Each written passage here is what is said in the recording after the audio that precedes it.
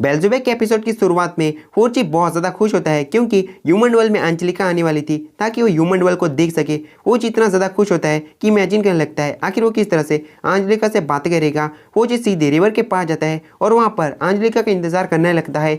दिन से रात हो जाती है और रात से दिन हो जाता है, लेकिन असल में अंजलिका बुलेट ट्रेन से आती है ना कि रिवर से। उसके बाद सभी लोग पार्टी की तैयारी करने लगते हैं क्योंकि अंजलिका बर्थडे वो मना नहीं पाई थी, इसलिए वो सभी लोग ह्यूमन वर्ल्ड में मनाएंगे। फौजी अंजलिका तहे दिल से स्वागत करता है और यहाँ पर आसुका और काजुया भी आए लेते। अंजलिका फौजी के डैड और मॉम से कहती, मेरे डैड का ख्याल रखने के लिए तुम सभी का शुक्रिया। होगा की बड़ी बहन कहती, फौजी तुम कुछ ज्यादा ही खुश तो नहीं लग रहे। अंजलिका डीमन वर्ल्ड से काफी सारे तोहफे सभी को देने के लिए आई थी। वो वहीं पर बाथरूम को खोलकर सारे तोहफे को निकालने वाली थी, लेकिन तभी फौजी आगे बढ़ता है और कहते हैं ये सरप्राइज होना चाहिए, तुम स्टोर रूम में जाकर तोहफों को खोल के लाओ। वो दोनों स्टोर रूम में जाते हैं, लेकिन तभी चिल्लाने की आवाज़ सुनाई देती है। एक गाड़ी ने बाथरूम को ठोक डाला था और डीमन वर्ल्ड से एक योपल एलियन भी ह्यूमन वर्ल्ड में आ चुका था। ये वाली बात काफी ज्यादा परेशानी वाली थी और बातिम की भी हालत खराब होती है। बातिम अपनी बेटी से कहता है, मेरी वजह से तुम्हारा बर्थडे खराब हो गया। अंजलिका कहती है, हमें किसी भी हालत में उस योपल एलियन को पकड़ना ही पड़ेगा। और टीवी के अंदर एक एनिमे चल रही थी और तभी अंजलिका को एक गजब का आइडिया आता है। अंजलिका अपने डैड से कहती,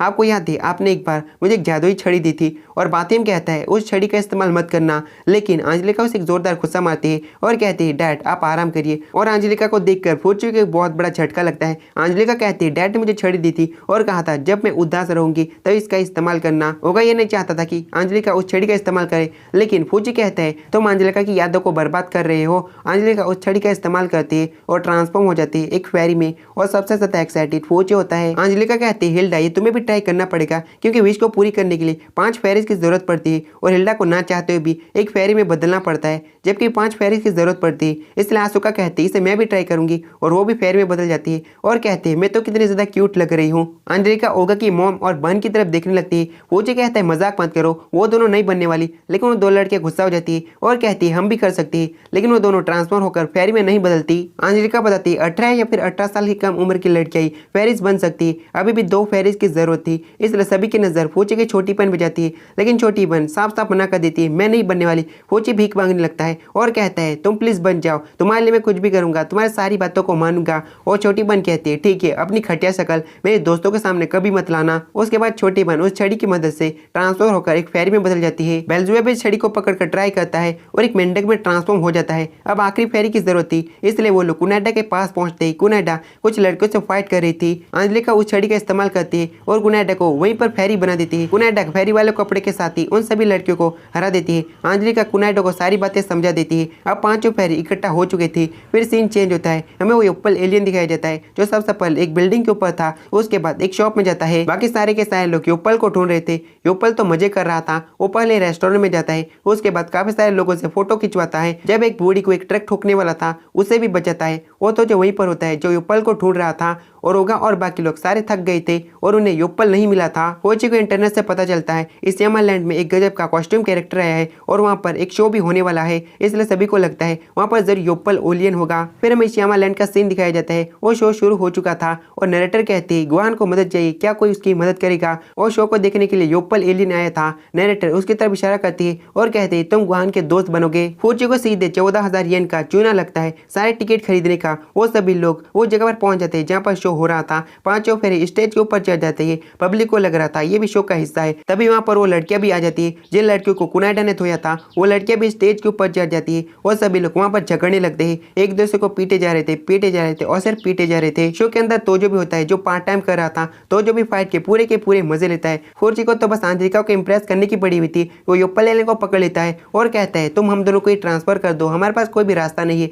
फौजी ने इसलिए किया था क्योंकि जब वो डीमन वर्ल्ड में रहेगा तब अंजलिका खुद उसे ट्रांसफर करेगी और ह्यूमन वर्ल्ड में भेजेगी। अंजलिका उन दोनों को ट्रांसफर कर देती है और मामला शांत होने के बाद तोजो अपना मुखौटा खोलता है और कहता है, ओगा तुम जहाँ पर भी होते हो वहाँ पर फाइट ही होती है। और बेचारे फौजी को लग रहा था कि अंजलिका उसे ह्यूमन वर्ल्ड में ट्रांसफर करेगी, पर ऐसा नहीं होता। बातें उसे ट्रांसफर करता है। फिर हमें अगले दिन का सीन दिखाया जाता है। अंजलिका डीमन वर्ल्ड जाने वाली थी, इसलिए सभी के सभी लोग अंजलिका को बाय बोलने के लिए आते हैं। बातिम कहता है, अपना ख्याल रखना। अंजलिका कहते हैं, तुम सभी का शुक्रिया, मुझे काफी ज्यादा मजा आया। और बातिम और अंजलिका आपस में गले लगते हैं। फौजी को उसकी मेहनत का फल मिल जाता है। अंजलिका पर्सनली उसे शुक्रिया कहती है। फौजी शर्माते हुए कुछ कहने वाला था, लेकिन ट्रेन का टाइम हो चुका था, इसलिए अंजलिका ट्रेन के ऊपर चढ़ जाती है और सभी को बाय बोलती है और बेचारा फौजी अपनी बात को पूरी नहीं कर पाता। नेक्स्ट सीन में सभी लोग स्कूल में होते हैं। नेने और चियाकी एक रूम के अंदर अपने कपड़े बदल रहे होते और वहीं पर ओगा और फूची छुपे होते। फूची काफी ज्यादा खुश होता है और कहता है यही दिन दिखने के लिए मैं जिंदा था, मैं काफी ज्यादा खुश हूँ। अगर मैं मर भी जाता हूँ तब भी मुझे कोई पछतावा नहीं होगा।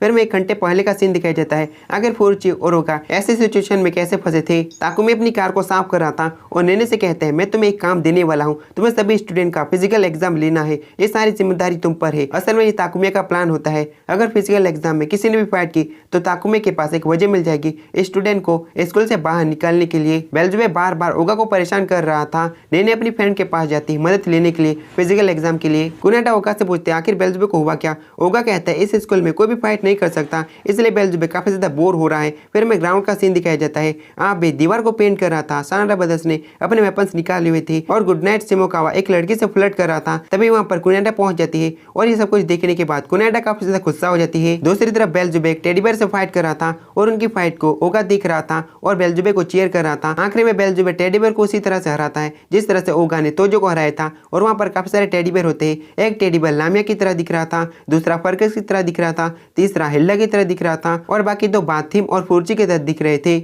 वहाँ पर चियाकी, नेने और बाकी लड़कियां भी होती है और सफाई कर रही थी। वहीं पर फिजिकल एग्जाम होने वाला था। फौजी काफी ज्यादा खुश होता है क्योंकि लड़कियां फिजिकल एग्जाम लेने वाली थी। नेने कहती है हे बॉयज हमारी मदद करो। फौजी कहता है थोड़ा सा प्यार से बोलो ना, हे बॉयज हमारी मदद करो। तभी कुनाडा बाकी सारे गांडुओं को फौजी के ऊपर ही फेंक डालती है। कुनाडा कहती है ये सब कुछ जल्दी खत्म कर देते हैं। ओगा अपना शर्ट उतारने लगता है। कुनाडा काफी ज्यादा शर्मा जाती है। ये चीज हिमेकावा और कांजाकी नोटिस करते हैं और वो दोनों भी शर्ट को उतार देते हैं। कुनाडा पूरी लालम लाल हो जाती है। ओगा कहता है फिजिकल एग्जाम के लिए ये करना पड़ता है ना। और कुनाडा कहती है ठीक है साइड पे जाकर ये सब कुछ करो। उसके बाद एग्जाम शुरू हो जाता है। सबसे पहले लड़कों का वजन चेक किया जाता है, उसके बाद लंबाई चेक की जाती है। फूची कहता है मैंने सोचा नहीं था इस तरह से एग्जाम होगा, लड़कियां तो कतई जहरीली है। हिमेकावा की बालों की वजह से सब लोग बहुत ज्यादा हंसते हैं। हिमेकावा काफी ज्यादा गुस्सा हो जाता है लेकिन कुनाडा उसे रोक देती है और कहती है बगल की क्लास में टीचर है, हंगामा किया तो हमें छोड़ेंगे नहीं, गड़बड़ हो जाएगी। कुनाडा वजन मशीन के ऊपर होती है और कांजाकी कहता है लगता है कि कपड़ों का वजन कुछ ज्यादा है। कुनाडा बहुत ज्यादा गुस्सा हो जाती है और सभी की पिटाई धड़ाधड़ करने लगती है। लड़कों का फिजिकल एग्जाम खत्म हो जाता है, अब लड़कियों का था। फौजी कहता है